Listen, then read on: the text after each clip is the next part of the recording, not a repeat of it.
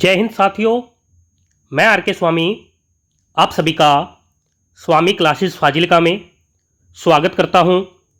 साथियों, आज की जो क्लास है मिश्रित प्रश्नमाला सीरीज की 9वीं क्लास रहेगी और आज की इस क्लास में हम हिंदी साहित्य और व्याकरण से संबंधित बहुत ही महत्वपूर्ण प्रश्नों का अध्ययन करेंगे जो कि अक्सर परीक्षा में पूछे ही जाते हैं। और इस क्लास में आपको बहुत कुछ नया सीखने को मिलेगा, इसलिए वीडियो के अंत तक जुड़े रहें। वीडियो को लाइक और शेयर अवश्य करें। अगर आप हमारे YouTube चैनल पर नए हो तो चैनल को सब्सक्राइब करें, बेल आइकन को अवश्य दबाएं ताकि आप तक नई क्लास का नोटिफिकेशन पहुंच सके। क्लास से संबंधित PDF प्राप्त करने के लिए आप हमारे टेलीग्राम चैनल को ज्वाइन करें, जहां पर आपको सभी क्लासों से संबंधित PDF प्राप्त हो जाएगी। तो शुरू करते हैं आज की क्लास। देखते हैं पहला क्वेश्चन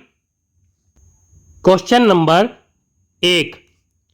आचार्य रामचंद्र शुक्ल जी ने हिंदी साहित्य के इतिहास के किस काल को वीर गाथा काल कहा है?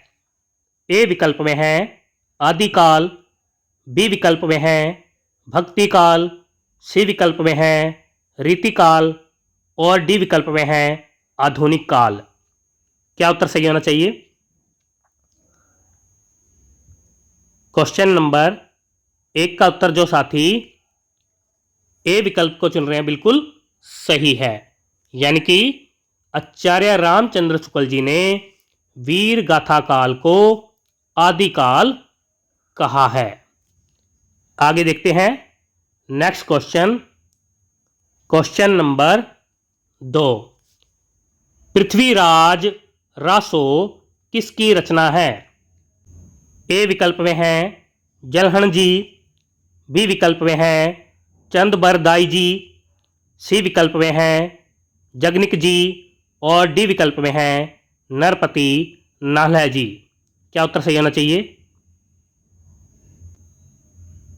क्वेश्चन नंबर 2 का उत्तर जो साथी बी विकल्प को चुन रहे हैं बिल्कुल सही है, यानी कि यह रचना चंदबरदाई जी की मानी जाती है। आगे देखते हैं नेक्स्ट क्वेश्चन नंबर 3। वैदेही वनवास किसकी रचना है? ए विकल्प में है धर्मवीर भारती जी, बी विकल्प में है हरिओध जी, सी विकल्प में है मैथिली शरण गुप्त जी और डी विकल्प में है जयशंकर प्रसाद जी। क्या उत्तर सही होना चाहिए? सभी साथी उत्तर देंगे। क्वेश्चन नंबर 3 का उत्तर जो साथी बी विकल्प को चुन रहे हैं बिल्कुल सही है, यानी कि यह रचना हरिओध जी की मानी जाती है।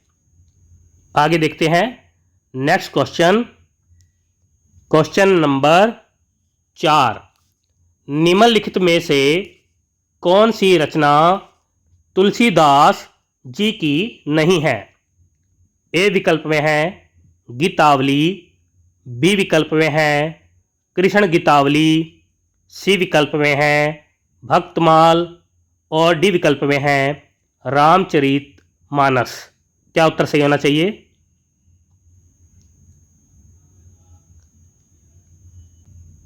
क्वेश्चन नंबर 4 का उत्तर जो साथी सी विकल्प को चुन रहे हैं बिल्कुल सही है, यानी कि भक्तमाल रचना तुलसीदास जी की नहीं है। भक्तमाल रचना जो है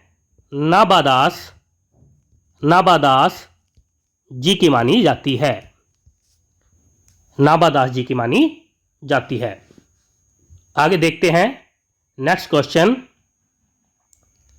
क्वेश्चन नंबर 5। बिहारी सतसई किसकी रचना है? ए विकल्प में है निराला जी, बी विकल्प में है हरिवंश राय बच्चन जी, सी विकल्प में है बिहारी जी, और डी विकल्प में है सुमित्रा नंदन पंत जी। क्या उत्तर सही होना चाहिए? क्वेश्चन नंबर 5 का उत्तर जो साथी सी विकल्प को चुन रहे हैं बिल्कुल सही है, यानी कि यह रचना बिहारी जी की मानी जाती है। आगे देखते हैं नेक्स्ट क्वेश्चन। क्वेश्चन नंबर 6, दादा कामरेड किसकी रचना है? ए विकल्प में है उपेंद्र नाथ अस्क जी, बी विकल्प में है यशपाल जी, सी विकल्प में है नागा अर्जुन जी, और डी विकल्प में है विष्णु प्रभाकर जी। क्या उत्तर सही होना चाहिए?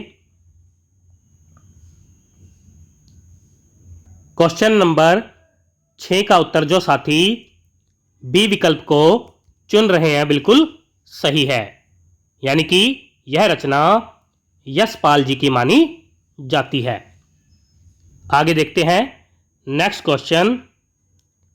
क्वेश्चन नंबर 7, कितनी नावों में कितनी बार किसकी रचना है?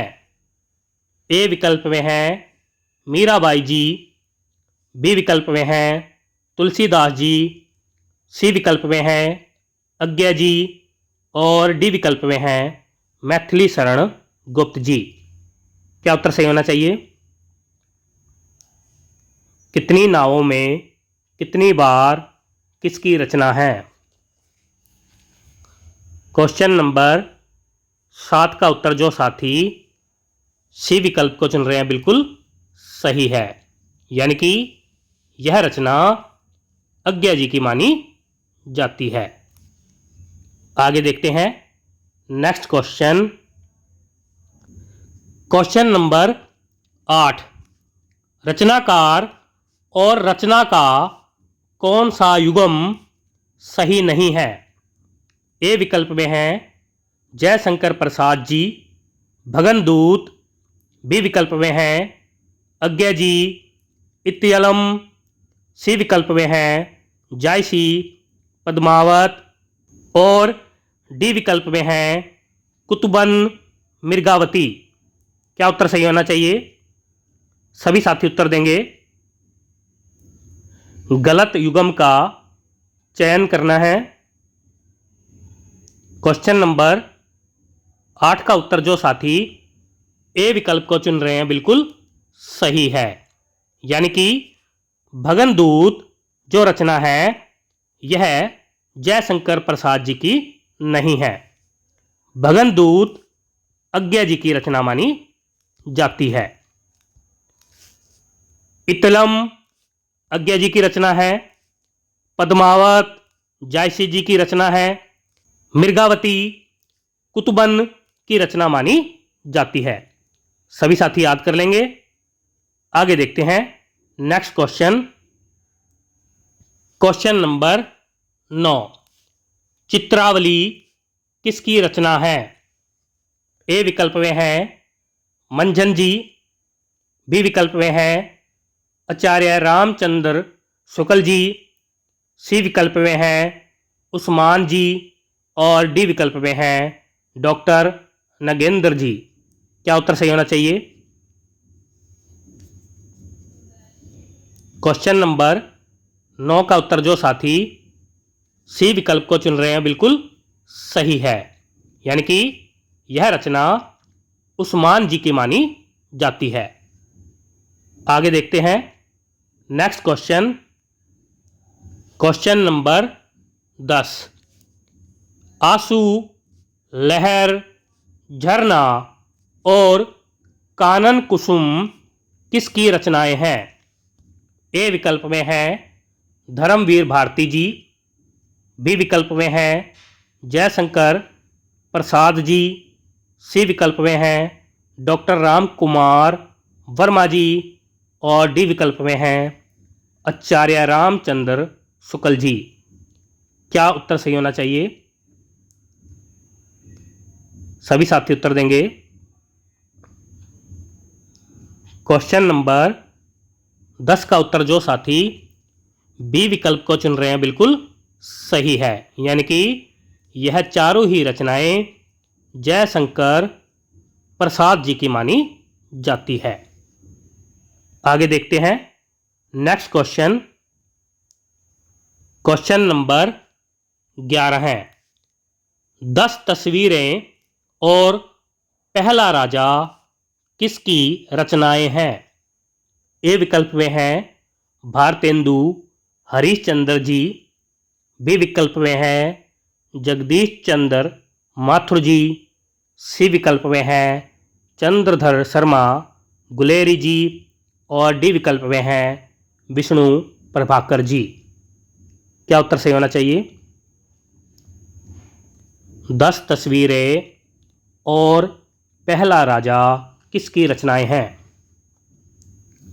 क्वेश्चन नंबर 11 का उत्तर जो साथी बी विकल्प को चुन रहे हैं, बिल्कुल सही है।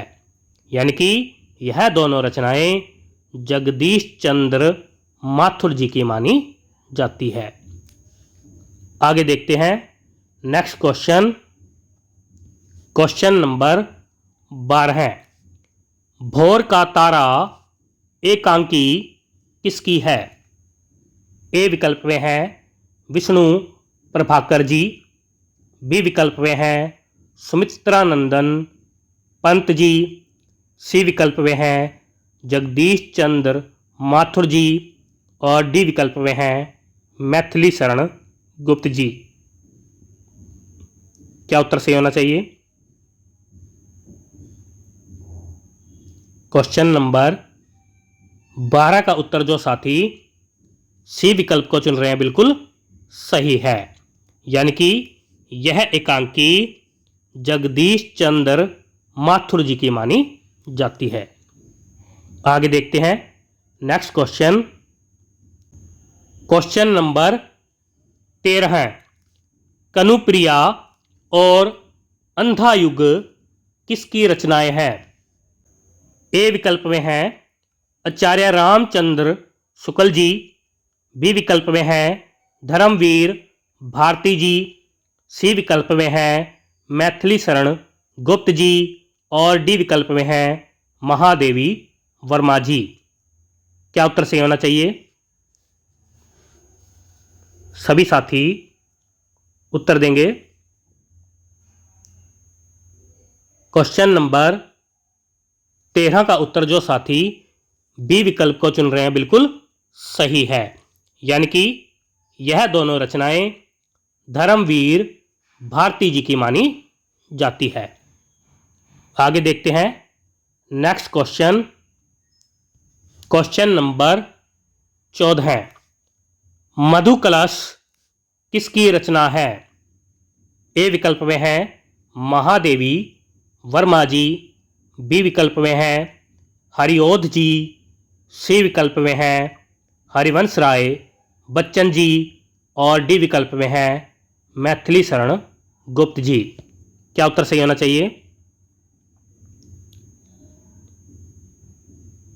क्वेश्चन नंबर 14 का उत्तर जो साथी सी विकल्प को चुन रहे हैं, बिल्कुल सही है। यानी कि यह रचना हरिवंश राय बच्चन जी की मानी जाती है। आगे देखते हैं नेक्स्ट क्वेश्चन। क्वेश्चन नंबर 15, अन्य से अनन्या आत्मकथा किसकी है? ए विकल्प में है उषा प्रियवंदा जी, बी विकल्प में है विष्णु प्रभाकर जी, सी विकल्प में है हरिशंकर परसाई जी, और डी विकल्प में है प्रभा खेतान जी। क्या उत्तर सही होना चाहिए? सभी साथी उत्तर देंगे। क्वेश्चन नंबर 15 का उत्तर जो साथी डी विकल्प को चुन रहे हैं, बिल्कुल सही है। यानी कि यह आत्मकथा प्रभा खेतान जी की मानी जाती है। आगे देखते हैं नेक्स्ट क्वेश्चन। क्वेश्चन नंबर 16 है, निम्नलिखित में से कौन सा वर्ण तालव्य नहीं है। ए विकल्प में है च, बी विकल्प में है छ, सी विकल्प में है ज और डी विकल्प में है क। क्या उत्तर सही होना चाहिए? सभी साथी उत्तर देंगे। क्वेश्चन नंबर 16 का उत्तर जो साथी डी विकल्प को चुन रहे हैं बिल्कुल सही है, यानी कि क वर्ण तालव्य नहीं है। क वर्ण कंठ्य होता है। च, छ और ज यह तीनों ही वर्ण तालव्य है। आगे देखते हैं नेक्स्ट क्वेश्चन। क्वेश्चन नंबर 17 है। उत्साह किस रस का स्थायी भाव है? ए विकल्प में है वीर रस, बी विकल्प में है शांत रस, सी विकल्प में है श्रृंगार रस और डी विकल्प में है वात्सल्य रस। क्या उत्तर सही होना चाहिए? उत्साह किस रस का स्थायी भाव है? क्वेश्चन नंबर 17 का उत्तर जो साथी ए विकल्प को चुन रहे हैं बिल्कुल सही है, यानी कि उत्साह वीर रस का स्थायी भाव माना जाता है। आगे देखते हैं नेक्स्ट क्वेश्चन। क्वेश्चन नंबर 18 है। चरण कमल बंदो हरिराई इस काव्य पंक्ति में कौन सा अलंकार है? ए विकल्प में है उपमा अलंकार, बी विकल्प में है श्लेष अलंकार, सी विकल्प में है रूपक अलंकार और डी विकल्प में है उत्प्रेक्षा अलंकार। क्या उत्तर सही होना चाहिए? सभी साथी उत्तर देंगे। क्वेश्चन नंबर 18 का उत्तर जो साथी सी विकल्प को चुन रहे हैं बिल्कुल सही है, यानी कि इस काव्य पंक्ति में रूपक अलंकार है। आगे देखते हैं नेक्स्ट क्वेश्चन। Question number 19। वर्तनी की दृष्टिकोण से अशुद्ध शब्द है? ए विकल्प में है उज्ज्वल, बी विकल्प में है अध्याय, सी विकल्प में है आजीविका और डी विकल्प में है सौजन्य। क्या उत्तर सही होना चाहिए? सभी साथी उत्तर देंगे। क्वेश्चन नंबर 19 का उत्तर जो साथी बी विकल्प को चुन रहे हैं बिल्कुल सही है, यानी कि वर्तनी की दृष्टि से अध्याय शब्द अशुद्ध है। अध्याय नहीं अध्याय होता है। उज्ज्वल, आजीविका और सौजन्य यह तीनों ही शब्द शुद्ध थे। आगे देखते हैं नेक्स्ट क्वेश्चन। Question number 20। वर्तनी की दृष्टिकोण से शुद्ध शब्द है? ए विकल्प में है 53, बी विकल्प में है 51, सी विकल्प में है 59 और डी विकल्प में है उपर्युक्त सभी। क्या उत्तर सही होना चाहिए? क्वेश्चन नंबर 20 का उत्तर जो साथी डी विकल्प को चुन रहे हैं बिल्कुल सही है, यानी कि उपर्युक्त सभी शब्द शुद्ध है। आगे देखते हैं नेक्स्ट क्वेश्चन। Question number 21। विद्यार्थी शब्द का सही संधि विच्छेद है? ए विकल्प में है विद्या धन अर्थी, बी विकल्प में है विद्या धन आर्थी, सी विकल्प में है वी धन द्यार्थी और डी विकल्प में है विद्या धन अर्थी। क्या उत्तर सही होना चाहिए? सभी साथी उत्तर देंगे। क्वेश्चन नंबर 21 का उत्तर जो साथी ए विकल्प को चुन रहे हैं बिल्कुल सही है, यानी कि विद्यार्थी शब्द का सही संधि विच्छेद है विद्या धन अर्थी। यह दीर्घ स्वर संधि का उदाहरण है। सभी साथी याद कर लेंगे। आगे देखते हैं नेक्स्ट क्वेश्चन। Question number 22। संयोग शब्द में किस उपसर्ग का प्रयोग हुआ है? ए विकल्प में है सन, बी विकल्प में है सम, सी विकल्प में है स और डी विकल्प में है इनमें से कोई नहीं। क्या उत्तर सही होना चाहिए? सभी साथी उत्तर देंगे। क्वेश्चन नंबर 22 का उत्तर जो साथी बी विकल्प को चुन रहे हैं बिल्कुल सही है, यानी कि संयोग शब्द में उपसर्ग सम है। आगे देखते हैं नेक्स्ट क्वेश्चन। Question number 23। सावधानी शब्द में किस प्रत्यय का प्रयोग हुआ है? ए विकल्प में है आनी, बी विकल्प में है धानी, सी विकल्प में है नी और डी विकल्प में है ई। क्या उत्तर सही होना चाहिए? सभी साथी उत्तर देंगे। क्वेश्चन नंबर 23 का उत्तर जो साथी डी विकल्प को चुन रहे हैं बिल्कुल सही है, यानी कि सावधानी शब्द में ई प्रत्यय लगा हुआ है। सावधानी शब्द स, धन, अवधान, अवधान, धन, ई प्रत्यय से मिलकर बना है। सभी साथी याद कर लेंगे। आगे देखते हैं next question. Question number 24।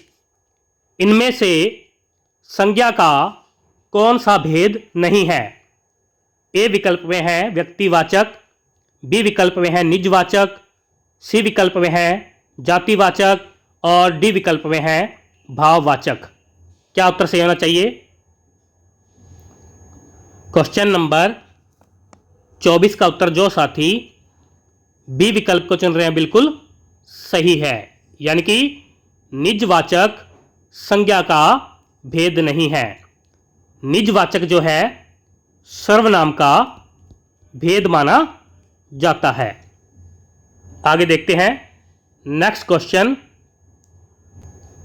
Question number 25। सेनानायक शब्द में समास है।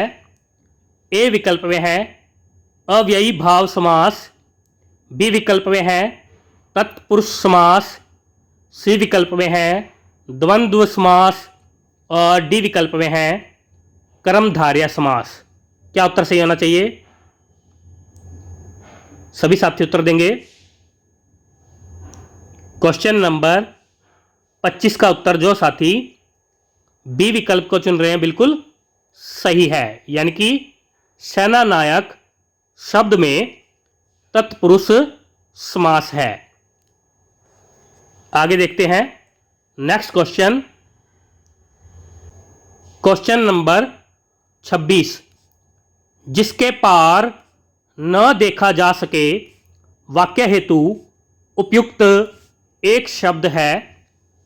ए विकल्प में है समदर्शी, बी विकल्प में है पारदर्शी, सी विकल्प में है अल्पदर्शी और डी विकल्प में है अपारदर्शी।